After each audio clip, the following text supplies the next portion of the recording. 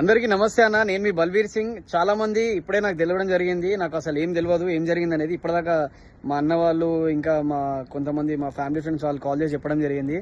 బల్వీర్ సింగ్ ఎక్కడో తప్పించుకొని వెళ్ళిపోయాడు, బల్వీర్ సింగ్ అరెస్ట్ అయిపోయాడు, బల్వీర్ సింగ్ పరారీలు ఉన్నాడు అని ఏమేమో మాట్లాడుతురంటనా. దయచేసి అర్థం చేసుకోండి అన్న. ఆల్రెడీ ద సిచ్యువేషన్ ఏదో జరిగిందో అది ఆల్రెడీ నిన్ననే కంప్లీట్ అయిపోయింది. నేను ఆల్రెడీ సిఏ సార్తో మాట్లాడడం జరిగింది. సార్ చెప్పిన తర్వాత వీడియో కూడా డిలీట్ చేయడం జరిగింది. సార్ ఎక్స్టెండ్లీ సారీ అని చెప్పడం కూడా జరిగింది. నేను అది క్లారిఫై ఇచ్చేసాను, అయిపోయింది.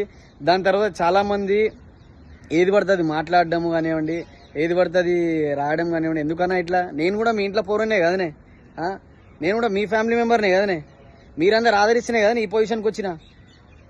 మరి ఏ విధంగా మీరు ఇట్లా మాట్లాడుతారో నాకైతే అర్థమైతే లేదు. నేను మిమ్మల్ని నవ్వడం తప్ప అనా? సరే, తెలివగా చేసిండు మనోడే తమ్ముడు. నేను ఆల్రెడీ సారీ చెప్పిన, ఆల్రెడీ అయిపోయింది, అది క్లారిఫై అయిపోయింది. మళ్ళీ మీరు దాన్ని తీసి బయట వేసి అంతా చాటింపు కొట్టుడు అదంతా ఎందుకన్నా? ఇదంతా ఏమొస్తుందే మీకు? ఇప్పుడు మా ఇంటి వాళ్ళు బాధపడితే మీకు ఏమైనా వస్తుందా? నేను ఏడ తప్పించుకోలే అన్న. ఎవరైతే తప్పించుకున్నాడు, పరారీలు ఉన్నాడు, అరెస్ట్ అయిపోయిన అంటారు, ఏడ తప్పించుకోలే అన్న. నేను శ్రీలంకకు వచ్చిన కొంచెం వేరే వర్క్ పైన.